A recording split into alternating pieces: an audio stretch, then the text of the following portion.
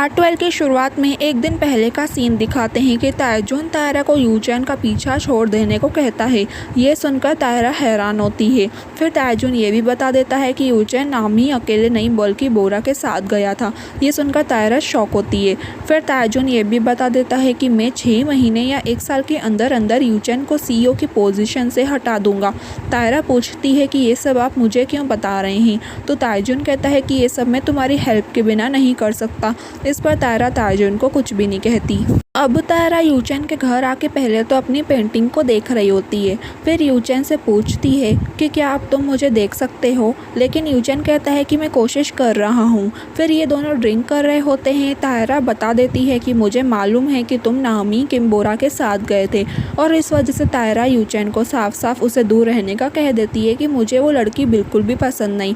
यूचैन clear करते हुए कहता है कि मैं उसके लिए कुछ भी फील नहीं करता। लेकिन तायरा कहती है कि तुम उसके साथ खुश होते हो, मेरे साथ नहीं।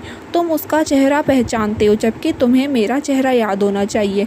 तुम मुझे पसंद करते भी हो। लेकिन यूचैन आगे से कुछ नहीं कहता, तो तायरा अपनी पेंटिंग वहाँ से ले जाने लगती है। लेकिन यूचैन उसे रोककर कहता है कि मैं कोशिश करूँगा। तो तायरा कहती है कि तुम्हें कोशिश करने की ज़रूरत ही क्यों पड़ रही है, और गुस्से में वहाँ से चली जाती है और कार में आकर बहुत रो रही होती है। तो यूचैन लाइट्स ऑफ करके सो जाता है, तो तायरा भी वहाँ से चले जाती है। अब बोरा तायजुन के साथ आई होती है उसका चेकअप करवाने, और फिर बोरा टैक्सी में तायजुन को घर ड्रॉप करती है।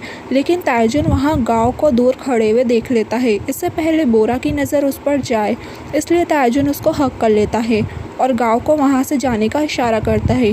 बोरा यहाँ बहुत नर्वस हो जाती है। फिर जब गाँव वहाँ से चले जाता है तो तायजुन बोरा को छोड़ देता है और बोरा जल्दी से बिना कुछ कहे वहाँ से चले जाती है। और फिर तायजुन गाँव को एक पेन ड्राइव देता है जिसमें लाखों लोगों की इन्फॉर्मेशन होती है, और कहता है कि यूचैन के सारे शेयर्स जब गिरना शुरू हों 24 घंटे बाद, तब तुम जितना हो सके उन्हें खरीद लेना और कुछ दिन चाइना में ही रहना, यहाँ मत आना और अपनी फैमिली से मिल के जाना।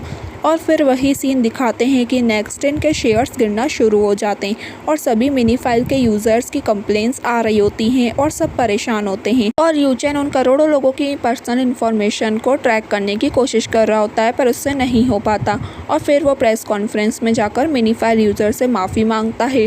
फिर यूचैन अपने साथ पुलिस को लेके आता है और सभी की पर्सनल चीज़ें चेक करवाता है, और लैपटॉप और मोबाइल भी, ताकि उसे पता चल सके कि नेक्स्टन के ही किसी एम्प्लॉय ने ये इन्फॉर्मेशन लीक करी है या नहीं। सभी को यूचैन पर गुस्सा आता है कि हम इतने सालों से काम कर रहे हैं, लेकिन यूचैन को हम पर ट्रस्ट ही नहीं है। लेकिन यूचैन यह कहकर चले जाता है कि प्लीज़ कोऑपरेट कीजिए। अब सबकी चेकिंग होती है, लेकिन किसी के भी पास कुछ नहीं मिलता। अब बोरा यूचैन के लिए परेशान होती है और शेयर्स के दाम और भी गिरते जा रहे होते हैं। अब डायरेक्टर यहाँ बताता है कि कल शेयर होल्डर्स की मीटिंग है और हमें बस उनसे माफ़ी मांगनी है, और यूचैन को वार्निंग देता है कि बिग फाइल के बारे में कुछ मत बोलना, क्योंकि अब उस प्रोजेक्ट का वैसे भी कुछ नहीं हो सकता। अब तायरा को बोरा से बात करनी होती है, तो बोरा को अपने साथ चलने को कहती है और पूछती है कि तुमने मुझसे झूठ क्यों बोला कि तुम यूचैन को पसंद नहीं करती। बोरा बताती है कि मैं पहले अपनी फीलिंग्स को लेके श्योर नहीं थी, पर अब हूँ, और एक्सेप्ट करती है कि मैं यूचैन को पसंद करती हूँ। फिर बोरा कहती है कि मैं कभी भी आप दोनों के बीच नहीं आऊँगी, मैं दिल से चाहती हूँ कि आप दोनों खुश रहें। तो तायरा कहती है कि मैं भी यही विश करती हूँ, और फिर इनडायरेक्टली बोरा को यूचैन से दूर रहने को कहती है, और फिर बताती है कि मैं तुम्हारे लिए इससे भी अच्छी जॉब ढूंढ दूँगी, और अगर तुम पढ़ना चाहती हो तो मैं वो खर्चा करने के लिए भी तैयार हूँ। लेकिन बोरा तायरा को इनडायरेक्टली मना करते कहती है कि एक बार कंपनी की सिचुएशन पहले की तरह ठीक हो जाए फिर मैं चले जाऊंगी, और मैं पैसों की लालची हूँ नहीं, और नेक्स्टन में आने की वजह मेरी ये थी भी नहीं। और ये कहकर बोरा वहाँ से चले जाती है। फिर बोरा जब मीसू से बात कर रही होती है तो उसे डूजन का कॉल आता है, और वो बोरा से नेक्स्टन की अभी की करंट सिचुएशन क्या है वो पूछता है। बोरा पुलिस इन्वेस्टिगेशन का बताती है, और ये भी कि 1-2 दिन पहले कंपनी में कोई चोर आया था, पर उसने कुछ चुराया नहीं। फिर डूजन बोरा से ऐसे बात करता है जैसे उसकी कंपनी में बहुत सारे एम्प्लॉयज़ हो, ये सुनकर बोरा और मीसो दोनों हैरान होते हैं, जैसे उसकी कंपनी बहुत अच्छी चल रही हो। फिर टूजन मीसो के बारे में पूछता है तो बोरा पूछती है कि क्या तुम्हें बात करनी है। मीसो तो जल्दी से मना कर देती है और डूजिन भी, और वो कहता है कि मैं अपनी गर्लफ्रेंड के साथ शॉपिंग जाऊंगा, अभी डिनर करने जाऊंगा।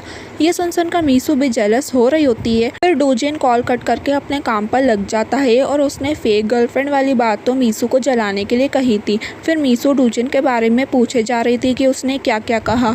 ये सुनकर बोरा कहती है कि अगर तुम जानना चाहती हो तो उसी से पूछ लो, पर मीसो कहती है कि मुझे कोई फ़र्क नहीं पड़ता। अब बोरा रात को सो रही होती है तो मीसो उसके रूम में एकदम भूत की तरह आ रही होती है, जिसे देखकर बोरा बहुत ज़ोर से चिल्लाती है।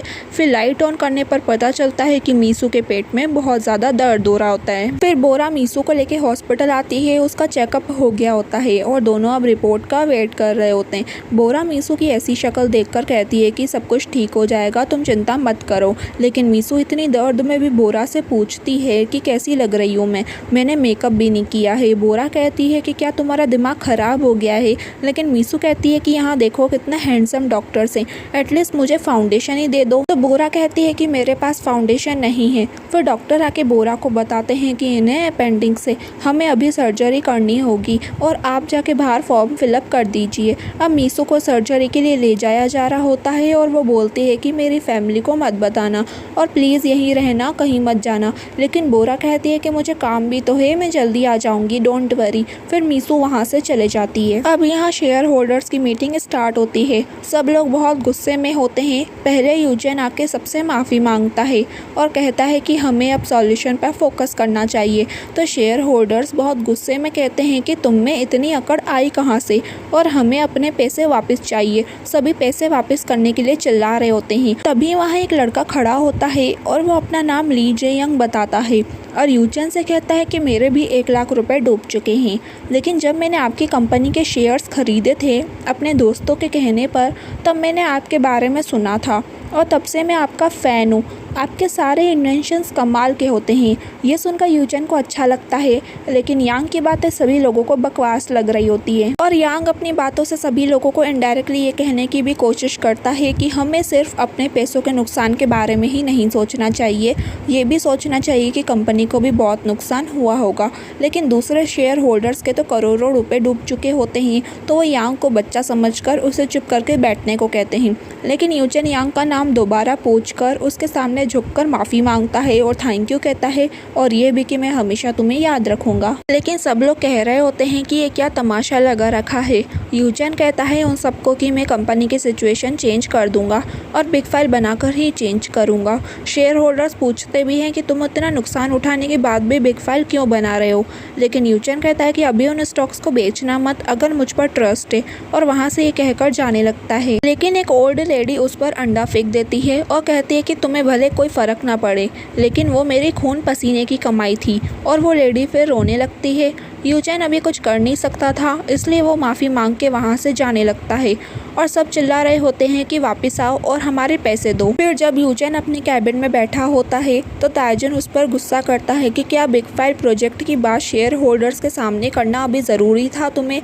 ये मेरी गलती है जो मैंने तुमको ज़्यादा छूट दे दी डिसीजन लेने की। और गलती से ताइजुन यह भी कह देता है कि तुम्हारी मॉम ने जब तुम्हें ऑर्फनेज छोड़ा था तब तुम्हारा बचपन वहीं ख़त्म हो गया था, और ये कहकर चले जाता है। यूजन उसे कुछ नहीं बोलता और खामोश बैठा होता है। बोरा ने भी ताइजुन की ये सारी बातें सुन ली थी। फिर बोरा अंदर आती है और कोट साफ करने के लिए उसे रुमाल देती है, लेकिन यूजन अपनी बातें करना स्टार्ट कर देता है, जो भी वो अभी महसूस कर रहा था कि बिग फाइल बनाना मेरा सपना है। वाइस प्रेसिडेंट सही कहता है कि मैं एक बच्चा हूँ जो सिर्फ इस प्रोजेक्ट को एक खिलौने की तरह बस बनाना चाहता हूँ। मैं अपनी मॉम और किम बुन होंग को ढूंढना चाहता था, ये मेरी ज़िद थी और कुछ नहीं। अब बोरा को उसके लिए बुरा फील होता है। यूजन बोरा की तरफ देख भी नहीं रहा होता। फिर वहाँ यूजन की सेक्रेटरी आके बताती है कि वाइस मिनिस्टर के बहुत सारे कॉल्स आ रहे हैं। यूजन बोरा को ताइजुन के साथ जाने को कहता है, क्योंकि अगर यूजन गया तो उसे कुछ भी अच्छा सुनने को उससे नहीं मिलेगा। अब जब मीटिंग में ये दोनों आते हैं तो वाइस मिनिस्टर कहती है कि बिग फाइल को सस्पेंड करना पड़ेगा, वैसे भी ऑफिशियली कुछ डिसाइड नहीं हुआ था। पर ताइजुन कहता है कि अभी सस्पेंड मत कीजिए और किसी भी तरह वाइस मिनिस्टर को अभी के लिए कन्विंस कर लेता है ताइजुन। फिर जब ये दोनों जाने लगते हैं तो वाइस मिनिस्टर बोरा को रोककर अकेले में बात करती है और बोरा को बताती है कि मेरी वाइस मिनिस्टर की जॉब पूरी होने वाली है तो मैं अपने रिटायरमेंट के बाद पॉलिटिक्स ज्वाइन करूँगी, और वो बोरा को अपने साथ काम करने का ऑफ़र देती है। लेकिन बोरा इस बात का कोई जवाब नहीं देती अभी, तो वाइस मिनिस्टर कहती है कि तुम आराम से मुझे बाद में सोचकर बताना। अब यहाँ दिखाते हैं कि मीसू बोरा को कॉल करके कहती है कि मेरी सर्जरी पूरी हो गई है लेकिन मुझे बहुत दर्द हो रहा है, तुम कहाँ हो, तुमने मुझे अकेले छोड़ दिया है। बोरा माफ़ी मांगती है क्योंकि उसके ऑफिस का काम ख़त्म ही नहीं हो रहा था और कहती है कि मैं जल्दी आने की कोशिश करूँगी। लेकिन मीसू कहती है कि कोई बात नहीं, मैं ठीक हो जाऊँगी तो घर चले जाऊँगी। अब जब मीसू को एक नर्स चेक करने आती है तो मीसू दर्द की वजह से पेन किलर्स मांगती है, लेकिन नर्स कहती है कि तुम प्रेग्नेंट हो, अभी नहीं ले सकती। पहले तो मीसू कहती है कि हाँ मुझे पता है, और फिर ये सुनकर एकदम से शॉक होती है। अब उसका रिएक्शन देखकर नर्स कहती है कि तुम्हें पता नहीं था, तुम्हें पता होना चाहिए, तुम 2 महीने से प्रेग्नेंट हो। ये सुनकर बेचारी को सदमा ही लग जाता है। यहाँ कंपनी में ताइजुन और बोरा बैठकर काम कर रहे होते हैं और यहाँ यूचेन उदास होकर बैठा होता है और जो भी फ्रिज में होता है खाने के लिए उसे खाने लगता है। अब उसे बोरा की बात याद आती है कि आप दुखी या परेशान कुछ भी हो, एक कॉल कर देना, मैं आपको हंसाने के लिए कुछ भी करूँगी। और बोरा को याद करते ही यूचेन के फेस पर स्माइल आ जाती है। फिर वो बोरा को कॉल करने का सोचता है। यहाँ दिखाते हैं कि जब बोरा प्रिंट आउट निकाल रही होती है तो ताइजुन वहाँ आकर बोरा से माफ़ी मांगता है उस दिन के लिए जब उसने बोरा को अचानक हक कर लिया था। बोरा ये सुनकर बहुत नर्वस हो रही होती है। फिर ताइजुन आज बोरा के लिए जो भी फील करता है वो बताना स्टार्ट करता है और कहता है कि मुझे बहुत गुस्सा आता है जब तुम किसी और को देखती हो, क्या तुम मुझे देख सकती हो। फिर बोरा ताइजुन को कहती है कि मैंने बताया था ना, मैं रिलेशन में नहीं आना चाहती हूँ। लेकिन ताइजुन कहता है कि यूचेन बहुत जल्द तायरा के साथ जाने वाला है, इसलिए भूल जाओ उसे। बोरा ये सुनकर शॉक होती है। अब जब यूचेन का कॉल आता है बोरा को तो वो नीचे होती है और बोरा का फ़ोन ताइजुन के ऑफिस में पड़ा हुआ होता है। अब जब बोरा कॉल पिक नहीं करती तो वो सोफ़े पर जाकर लेट जाता है। लेकिन जब बेल रिंग होती है उसके डोर की तो उसे लगता है कि बोरा होगी, लेकिन सामने तायरा होती है जो उसके लिए वाइन लेके आई होती है और उसे देखकर ही यूचेन का मुंह सैड सा हो जाता है। फिर अंदर आके तायरा अपने दिन के बारे में बता रही होती है और ये भी बताती है कि बोनहोंग की वो पेंटिंग स्ट्रीट आर्टिस्ट डोंगा ने बनाई थी और आज मैं अपने स्कूल के जूनियर से मिली और उसने ही मुझे ये मेरी फेवरेट वाइन दी। उसके बाद तायरा यूचेन का मूड ठीक करने के लिए चीयर्स करती है, उसके अच्छे दिनों के लिए मोटिवेट करती है। अब जब यूचेन को किसी का कॉल आ रहा होता है तो यूचेन उसको पिक करने जाने वाला होता है, लेकिन तायरा उसको रोककर कहती है कि प्लीज़ आज तुम कुछ मत करो, मेरे साथ रहो, और हक करके कहती है कि मैं आज यहीं सोने वाली हूँ और उसे किस करना स्टार्ट कर देती है। और यूचेन भी उसको पीछे नहीं करता बल्कि तायरा को ही किस करने लगता है। और इस मोमेंट पर हमारा ये पार्ट पूरा होता है गाइस।